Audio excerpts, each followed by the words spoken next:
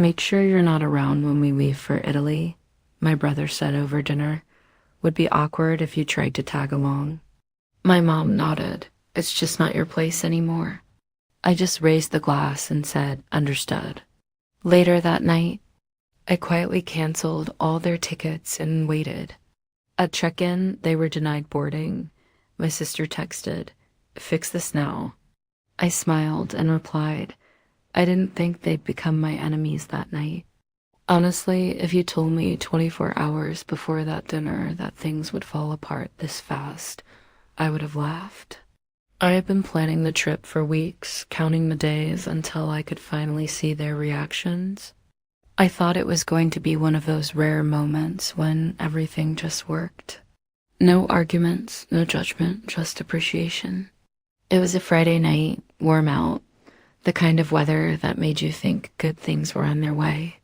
I pulled up to my parents' house with a bottle of wine and a stupid grin. It had been a while since I'd done something like that. Just showed up to sit with them like old times.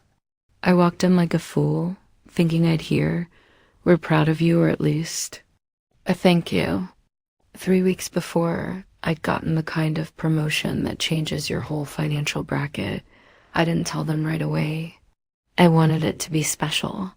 I wanted to wrap it in something memorable. So I booked a family trip to Italy, Florence.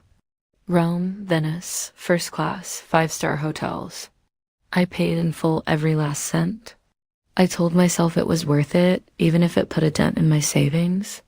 They were family. That's what you do. When I finally told them, I expected surprise, tears, maybe gratitude at the very least. But what I got instead was something I still can't fully explain. My mom gave this half smile and said, that's generous. Of you. My sister asked if she could bring her friend Mia. My dad raised his eyebrows like he couldn't believe I had that kind of money. And my brother, he just poured himself another glass of wine and said something I'll never forget. Just make sure you're not around when we leave for Italy.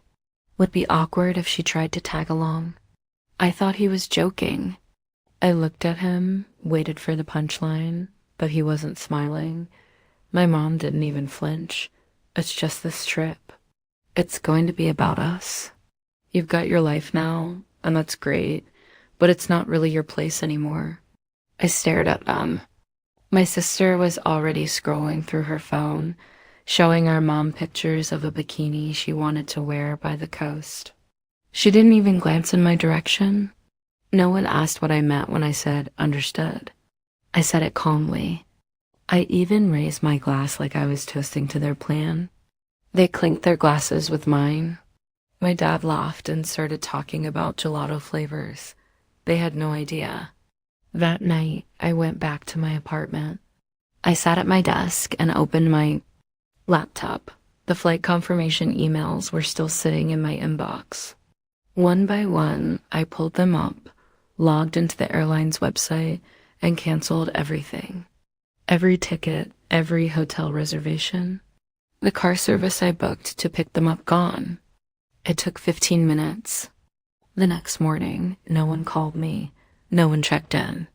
They just kept talking in the group chat about what to pack and how to get through customs faster. No apology, no second thoughts. They really thought they'd use me like an ATM and leave. Me out of it. 2 days later, they showed up at the airport in their travel outfits, dragging brand new luggage I'm sure they bought just for this trip. My sister posted a selfie in front of the terminal with the caption, "Cow, baby." They made it all the way to the check-in counter, and then one by one were denied boarding. That's when the texts started rolling in. The first text came from Mai. Sister, fix this now. It lit up my screen while I was pouring my second coffee. I didn't answer. I just watched it. Then came 3 more. Why are our tickets canceled? They said you did it. Lisa, are you _serious? Still nothing from me. I wanted them to sit with it for a while. By then, I was already watching their meltdown unfold through the airline app. All 4 tickets voided, non-refundable, just sitting there with a red X beside them. They had tried to check in, denied. Tried again at the counter, nothing. Then the group chat lit up. Dad, what's happening? Sister, they won't let us board. Brother, Lisa, if this is some kind of joke, undo it now. Mom, call us immediately. This isn't funny. I waited. Let them spiral. Let them taste that confusion. Then, I texted just once. It's just not your place anymore. Nothing for about a full minute. Silence. And then it exploded. My sister was the loudest. She sent 13 messages in under 5 minutes. She blamed me for ruining her year. Said she had bought new outfits and had scheduled hair appointments just for this. She told me I was cruel, selfish, manipulative.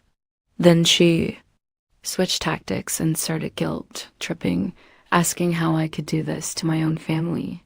My brother started sending threats, the kind of half-baked crap he throws around when he's cornered. He said I owed them for starting this whole thing in the first place, that I had baited them with a trip just to pull it out from under them.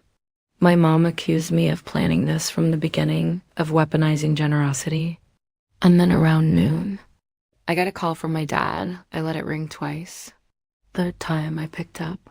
You embarrassed us. I didn't even respond. You made us look like fools in public at an international check-in counter. You think that's funny? He waited. I said nothing.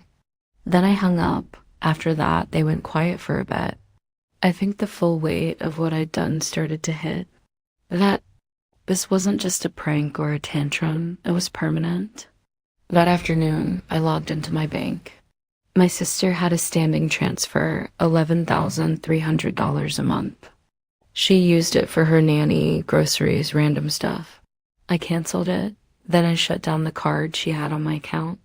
She'd used it to order $200 worth of bath products last week. Then I called the dealership. The white SUV sitting in my parents' driveway had my name on the title. I didn't even hesitate. I gave them the address, told them to bring it back. It was gone by 3 p.m. By 5, I called my brother's landlord, leasing my name, $1,000 a month. He hadn't paid a cent in over half a year. I gave them notice I'd be stepping out of the lease. They'd have 30 days to deal with him. That night, the group chat tried again. Mom, let's be rational. Sister, please. I have no way to pay the nanny now. Brother, I'll figure it out. But what you did was messed up. No apologies, no real remorse, just panic. They thought I was still the version of me who needed them, the one who bought silence or connection or belonging. They hadn't noticed that version of me disappeared a long time ago.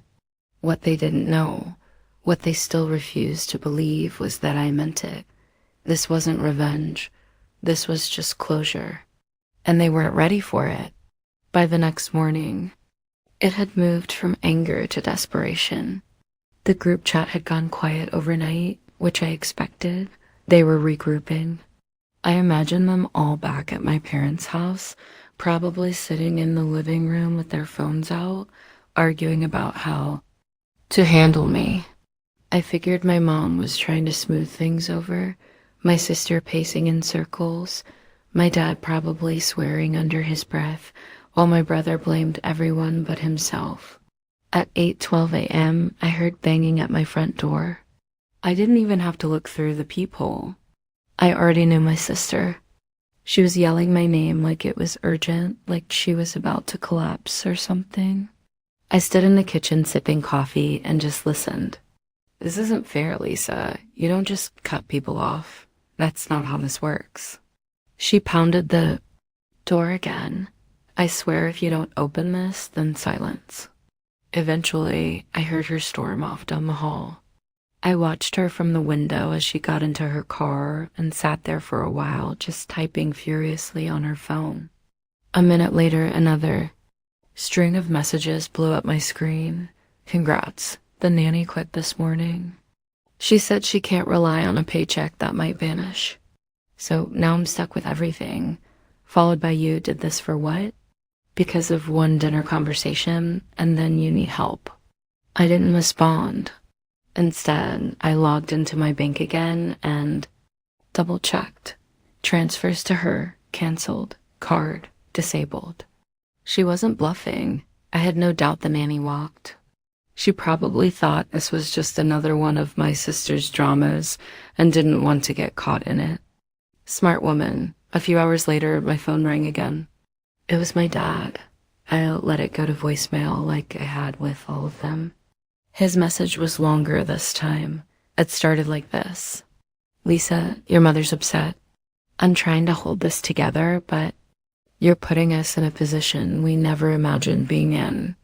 Then he went into how they had been planning that trip as a new beginning, how it was supposed to heal the distance between us. He said I overreacted. He actually used that word, overreacted. Then came the part that made me laugh. You might want to think twice before burning bridges. You never know when you'll need family again. I saved the message just in case I ever forgot why I stopped answering their calls in the first place. Later that afternoon, my mom tried again. First, a text. Can we meet? Just talk. I feel like we're all saying things we don't mean. Then a voicemail 3 minutes long. She said I was being cold, that I was holding a grudge.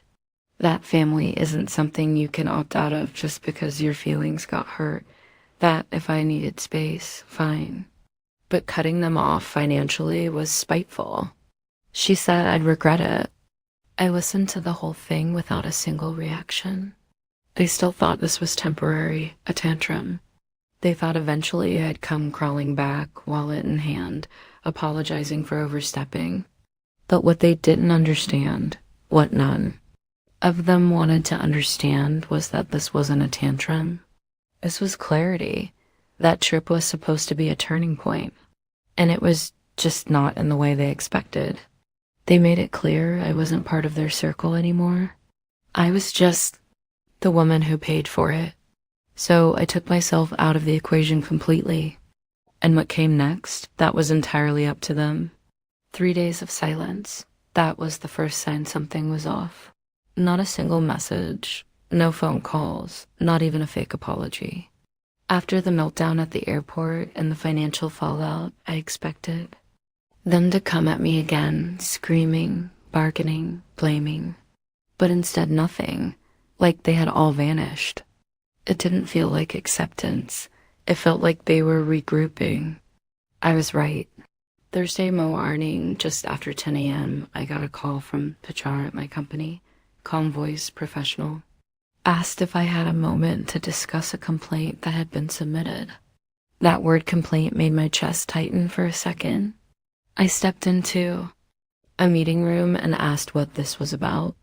They said they'd received an anonymous tip through the company ethics portal. Someone had submitted a detailed email claiming I'd misused company funds to pay for a personal family vacation, lead on my expense reports, and was using company travel reimbursements to cover personal favors. There were attachments, fake invoices, screenshots, even a fabricated company memo referencing the Italy trip as part of an executive retreat. I knew instantly who was behind it. They had taken their humiliation and flipped it into sabotage. Luckily, I never charged a single Italy expense to the company. Everything came out of my own account. HR said the documents looked suspicious, names spelled wrong, formatting off. They told me they'd open a formal review, but they already had. Someone cross-checking everything I'd filed. By 3:00 p.m., they cleared me, but that didn't matter. The intent was clear. They weren't just mad. They were trying to destroy something I'd built on my own, quietly, systematically. I didn't react. I just sent a text to my sister, solid attempt. Try spelling the VP's name right next time.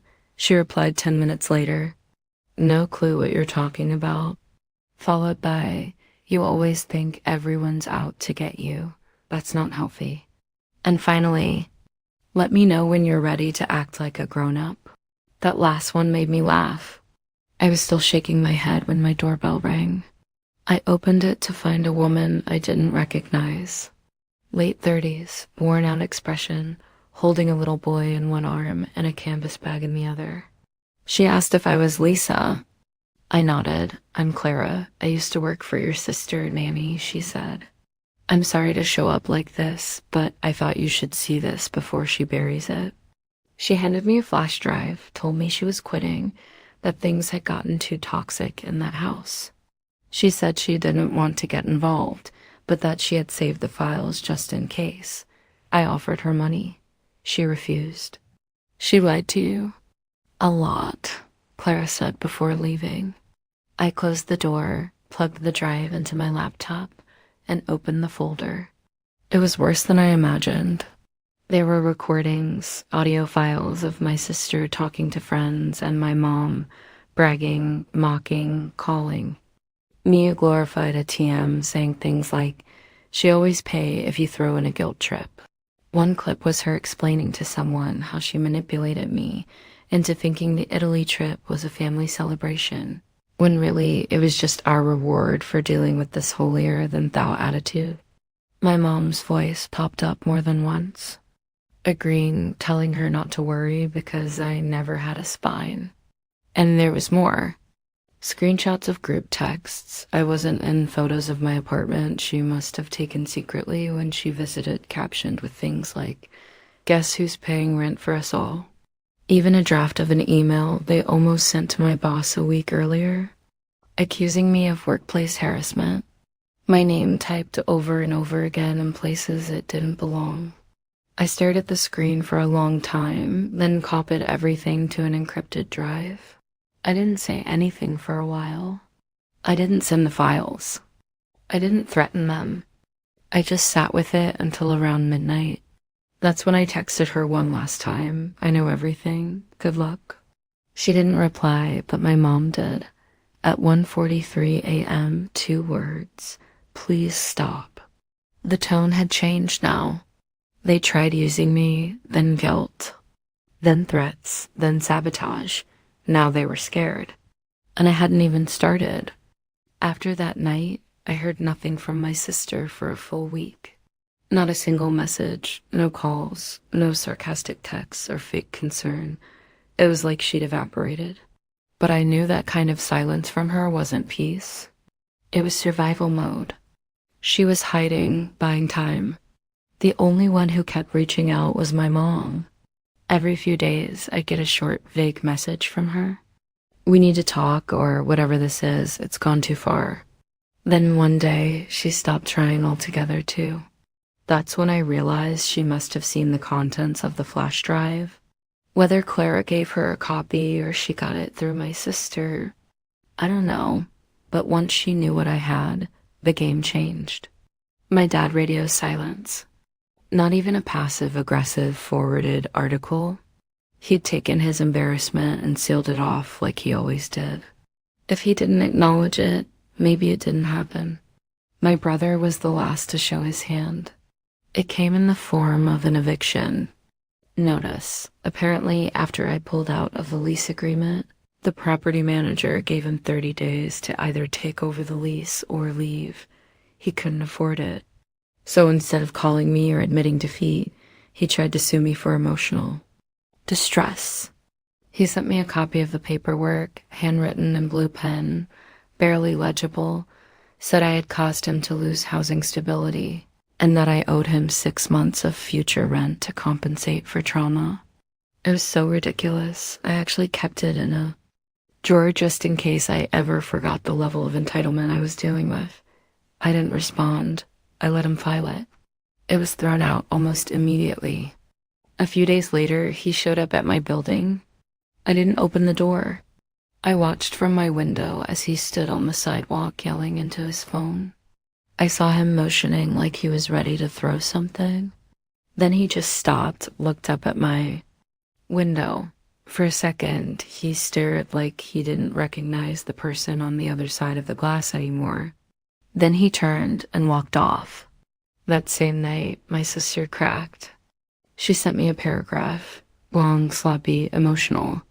Said she was sorry, said she made a mistake, that she missed me, that I'd always been the strong one. And she didn't mean what she said at dinner. She asked if we could meet just to talk. I didn't reply. Instead, I scheduled a meeting with my lawyer. I'd been thinking about it for a while. The car's still under my name. The property where my parents lived. I didn't own it, but I had been covering the taxes quietly for 2 years. That ended. Official letters were sent. Documents filed. I revoked power of attorney privileges my dad didn't even know he still had on one of my older accounts. I checked every joint detail I'd ever shared with any of them. Bit by bit, I erased them from everything, every system, every connection. And as I watched them scramble to recover what they lost, I realized something unexpected. They weren't just angry. They were terrified of a version of me they had never known, one who didn't need them, one who had stopped hoping they'd change, and by now they finally understood. There was no coming back. It's been just over 3 months since everything ended. At first, I kept checking my phone, half expecting another explosion, another angry voicemail, another guilt-laced message, but there was nothing. Slowly, the noise stopped. Total silence. It didn't happen all at once. My sister tried to hang. On the longest, her messages started thinning out. Fewer insults, more forced positivity. She sent a photo of her kid painting at daycare, no caption. A week later, she followed up with a longer message about how she'd reflected and grown from the experience. She said she hoped we could talk again someday. I read it. Then I archived it. The same woman who laughed at me behind my back, who tried to ruin my job, who used me for months. Now she wanted a reset like nothing had happened. But there's no reset after what she did. There's no version of me that forgets any of it. My brother gave up quicker. I found out through a mutual acquaintance that he was crashing on a friend's couch and trying to sell sneakers online to make rent. He never messaged again after the court paperwork was tossed. I think he got the message once and for all. The free ride was over. My parents were the last to go quiet. My mom made one final attempt. She sent a long letter through the mail, handwritten. It started off kind, almost too kind. Then it got strange. She said she understood why I was angry, but also claimed she never meant to exclude me. She said it was just a misunderstanding and that families argue all the time. Then she wrote something I'll never forget. You were never supposed to take it so personally. That sentence sat with me for days. My father didn't send anything. No letter, no message, just disappeared from everything. Even blocked me on his phone like I'd done something unforgivable, like I had betrayed them. And maybe in their world I did. I stopped being the one who funded their lives, who stayed quiet, who let it slide. I've heard through a few people that they tell their version of the story to anyone who will listen, that I turned on them after a petty disagreement, that I'm selfish, arrogant, unstable, that I let money change me. What they don't say, what they never will say, is what really happened. They don't talk about how they laughed while excluding me from a trip I paid for. They don't mention the lies, the sabotage, or the footage. They don't talk about how they looked me in the eyes and made it clear I was nothing more than a credit card to them. No, that part they leave out, and that's fine. They can build whatever story they need to feel like the victims. But here's the truth. They thought I would never leave because I never had before.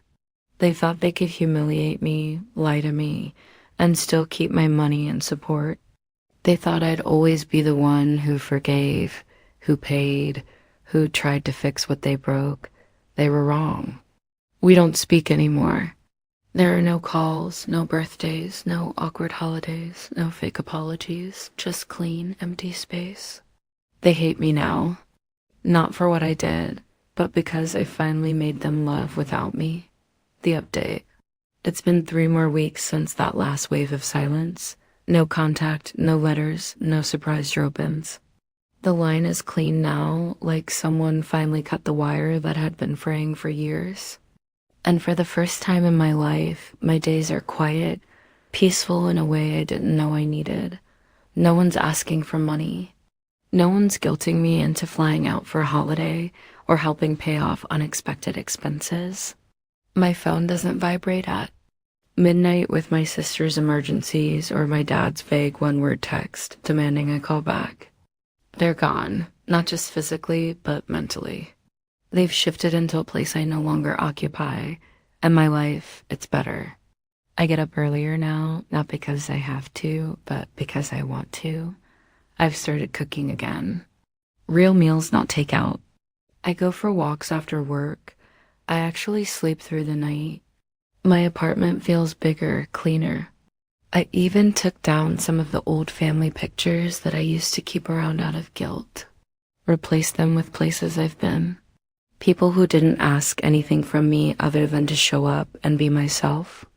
A few people in my life know the full story. I don't tell it often, but when I do, their reactions are always the same. Some version of, I can't believe you went through that. But the truth is, I didn't go through it. I lived it for years. I accepted it. I normalized it.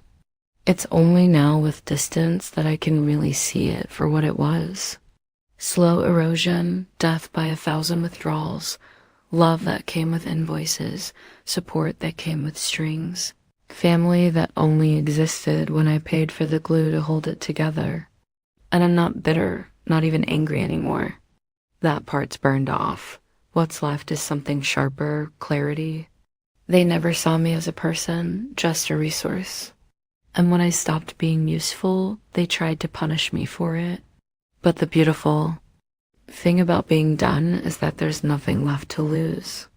No more trying to fix what was never real. No more hoping they'll wake up and see me for who I actually am. I've deleted their numbers, blocked their emails, cut off the remaining accounts they quietly depended on. It's not revenge. It's just reality. I've stopped trying to be the daughter, the sister, the provider they imagined. Now I'm just Lisa, and that's more than enough.